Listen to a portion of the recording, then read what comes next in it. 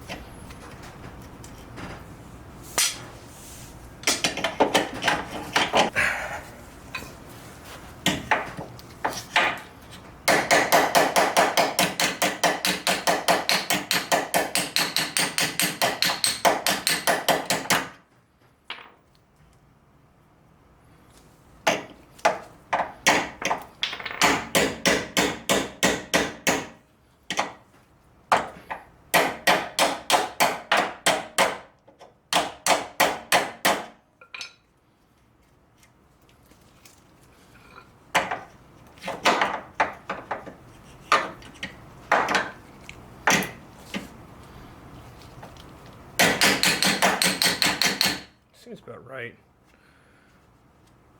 I mean, it should hold.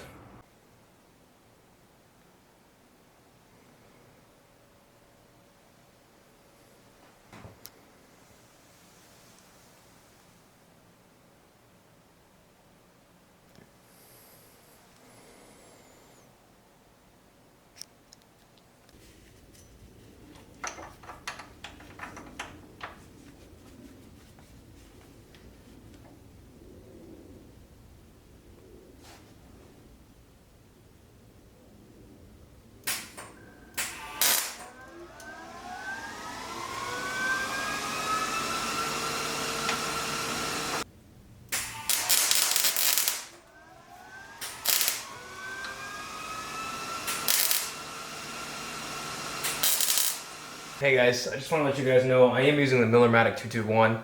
This is my first MIG welder. I love it. It's actually really, really easy to use. I've been using it in auto mode. I did some research on YouTube before getting this one, and it really just seems like a really good all-around MIG welder. I like it how when you change wire sizes, there's a little wheel that you can just turn, and you can go from 0.023 to 0.03 to 0.404. It's just really nice and versatile. The setup was really easy. I picked up a 75 argon 25 CO2 tank from my local northern tool supply. But it's actually pretty easy to use. Like I said, I've been using it on auto mode. My house, when I had it built, I made sure that they put a 50 amp 220 volt plug in here, so I already have it all ready to go. So I plugged it directly into 220, but it can be used with 120 as well. So it's really versatile. It even comes with a plug, so you can just pop it off and put the new 120 plug in. So it's awesome. I can't wait to get more into welding. I think one of my next videos, I really want to fab an auxiliary fuel tank for my motorcycle. I think that'd be a really fun project to do. Yeah, this is what I'm using to weld stuff together. So yeah, Millermatic 221, very awesome.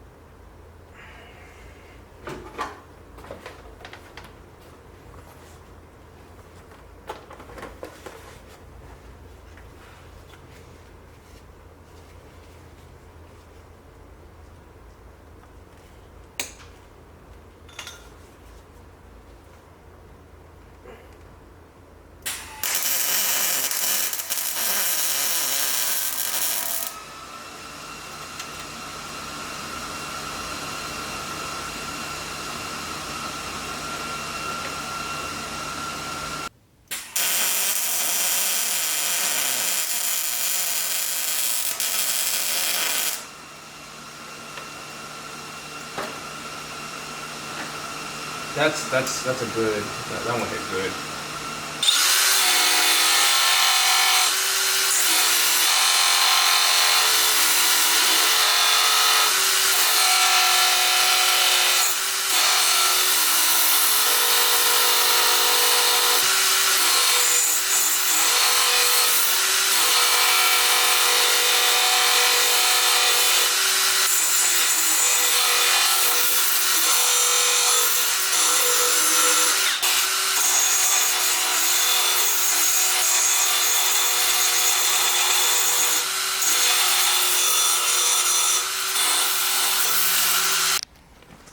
So I don't know if this is absolutely necessary, but I'm gonna go ahead and just like sand it down and spray some primer over it just to prevent these welds from rusting. Although it's aluminum, I don't know. I guess the subframe is, I guess the radiator, or what do you call this, the cradle, I would assume it's part aluminum, maybe something else, but it doesn't hurt just to spray something over it.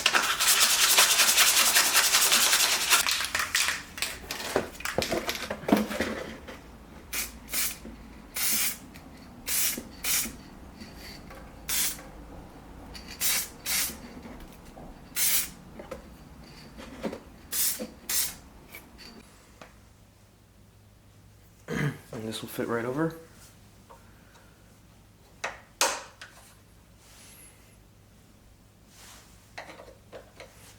Looks good. What I start doing is removing the spark plugs. Gotta remove this engine cover.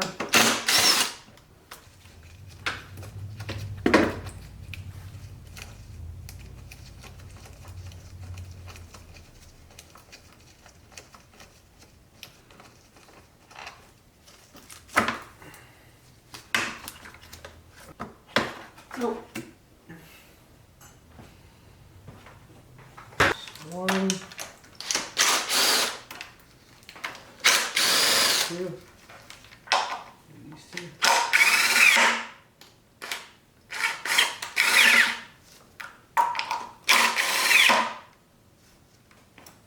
Okay. Usually inspect one at least, right?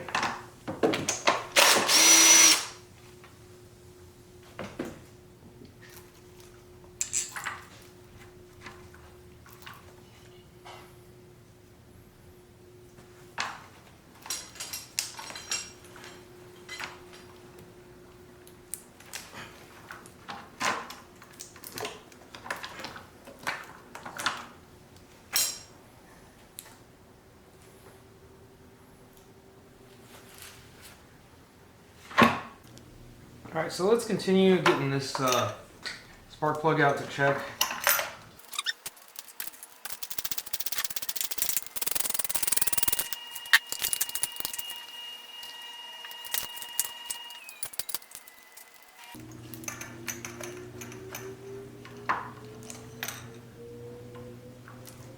Is there oil? Yeah. Smells like there's oil in there.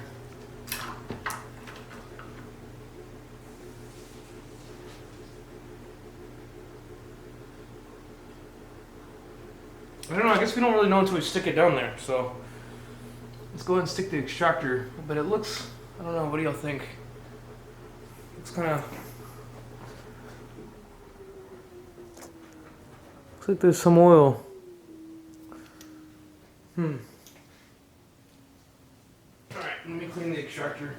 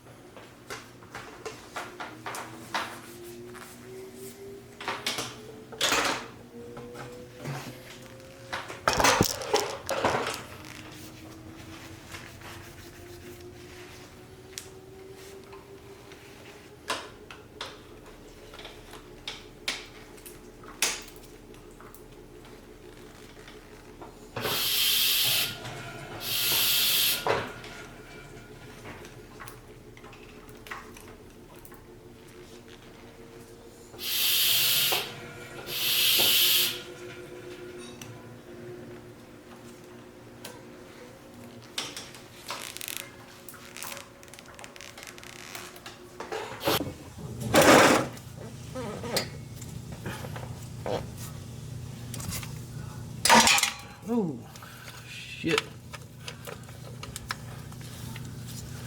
Yikes.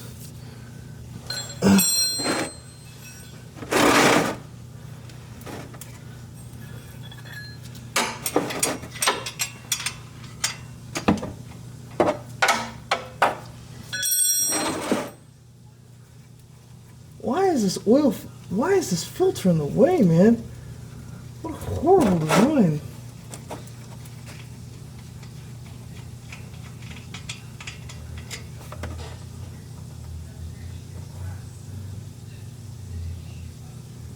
Alright, so it is significantly low on oil. Very strange. It seems to be very low in oil. Okay, so let's observe the oil. I feel like it's low on oil, but I have to measure it out. So I don't know. I need to look at the owner's manual in the car and see how many quarts of oil this ATS takes. But at least there's no coolant, right? So it can't be a blown head gasket. There was smoke that I observed coming out of the tailpipe, white color smoke, and I just really think that it's burning off some oil that seeped into the intake or seeped into maybe even the spark plugs when it got tipped over. So that's a good sign. At least I checked, right? I'm thinking that should be fine. It should be fine. Once I get everything back together, I'll fire it up and just kind of listen and kind of, hear what goes on. Hopefully the parts get in soon. I really would like to get this thing fired up. The wheels should be finished really soon. I should get a call on Wednesday. The guy said there should be no problem to fix the wheels. So yeah, I guess the next thing is listen, I'm going to measure this out. So I might have some 5W30 here. If not, I'm going to go to Walmart and get some.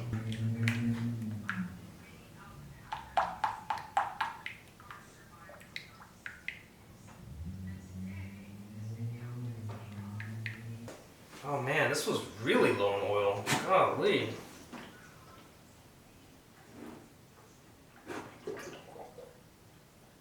Jeez.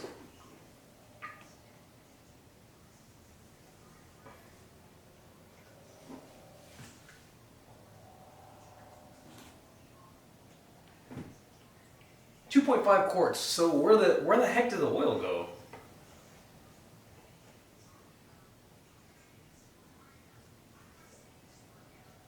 It's kind of weird. I don't know. I need these parts to come in so I can start this engine. Huh. This is strange. I'm gonna go ahead and remove this door. It's a few 10mm bolts. So Maybe I'm thinking about removing this first, and that way we can swing the door open more, and then I could just use a tool to remove those two.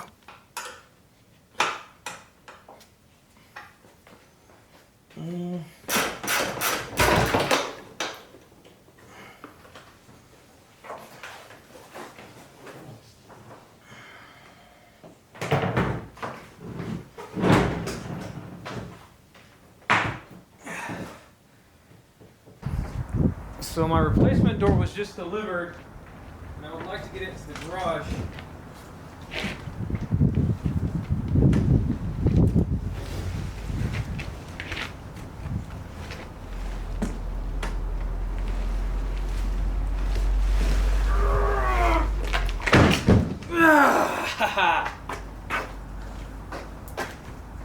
Okay, so I'm gonna try to test this door myself.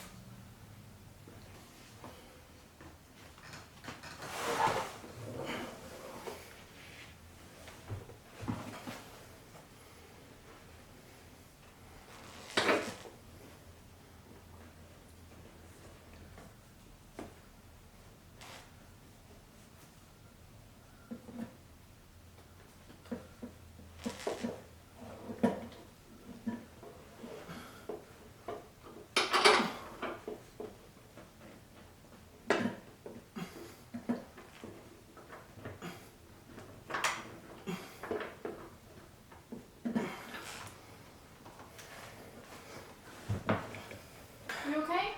Not really. What's wrong? Oh, Aaron! Can you line it? I'll hold it. Can you line it? Come here. Can you just make sure that screw's in the hole? I got it. No. What screw? What screw?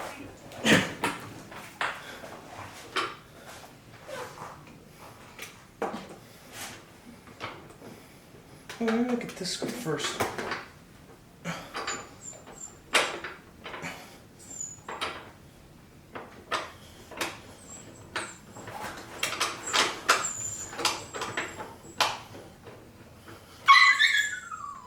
Got it. Check this out, guys. This really fits well. So once I replace this quarter panel here, really fits on nicely. I love it. I mean, I got lucky that the way the accident hit, it still latches. Wow.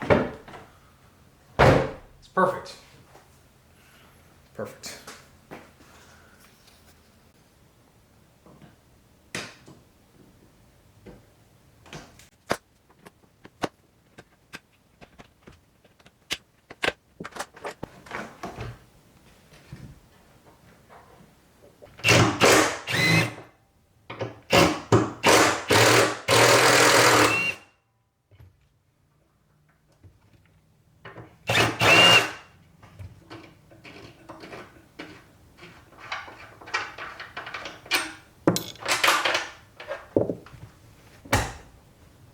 So these pieces right here just pop out on the side. Just pull on them lightly.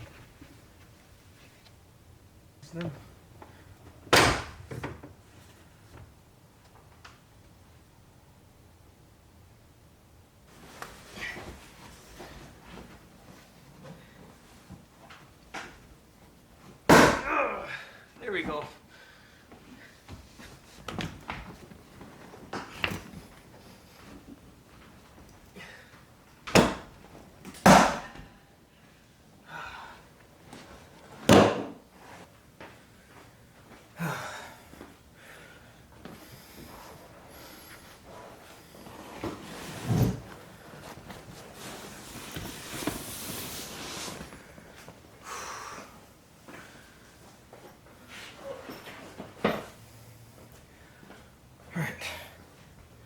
Now, I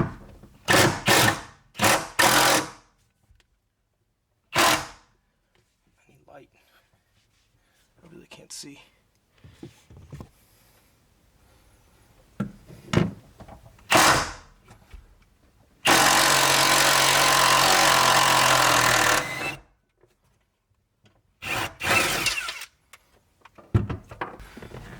Yeah, that. pull hard.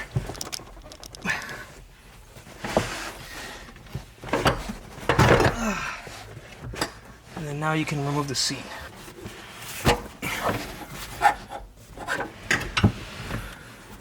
Okay.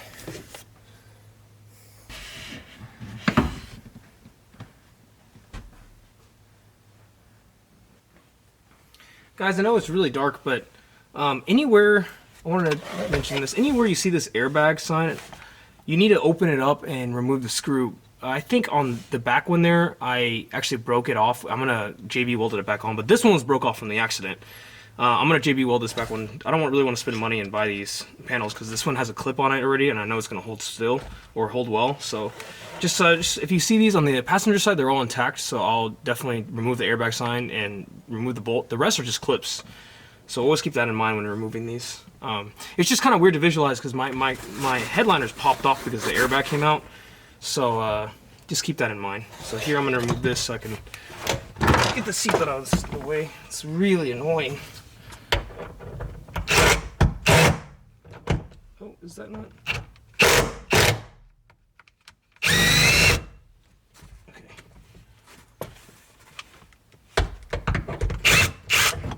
Okay. There's a screw right here. I think it's a 10 mil, and you're gonna have to release it.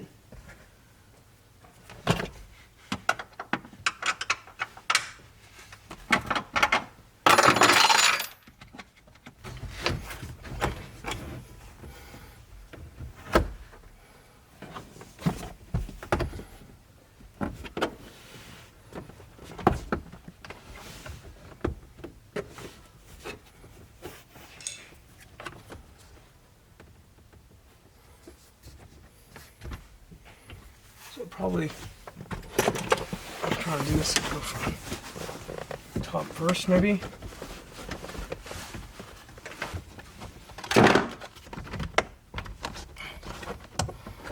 So this panel is actually separate from this panel, and that's the thing I'm struggling to get out, is this panel.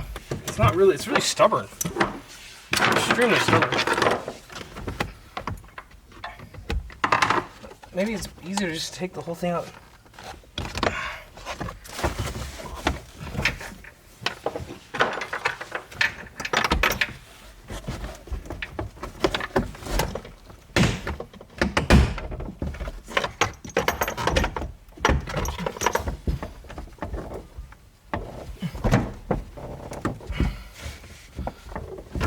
Really shouldn't be this difficult.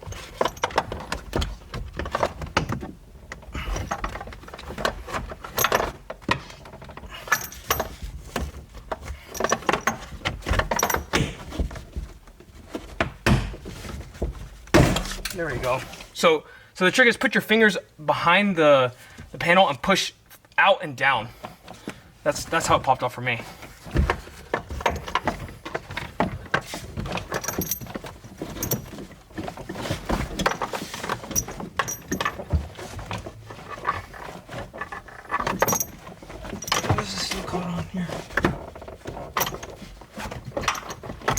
Exactly what it's called.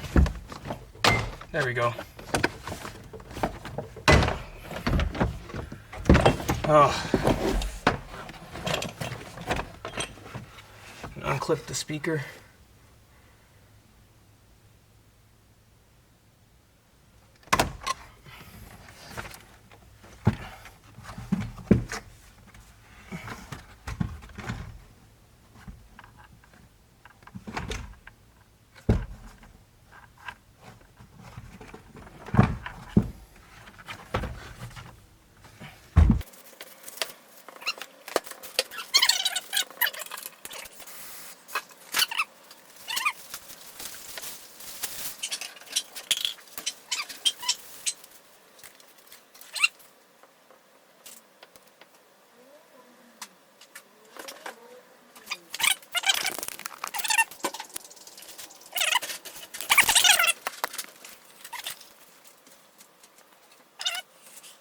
This is the headlight I JB welded yesterday with JB plastic weld.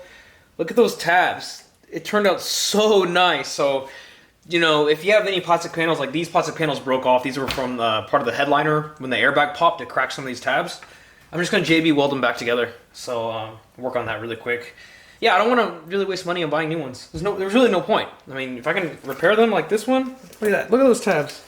Look at that tab. Can you see that on camera? It's so sturdy, man. This one too. You could probably plastic weld or JB weld. Doesn't matter. I'll work on these real quick.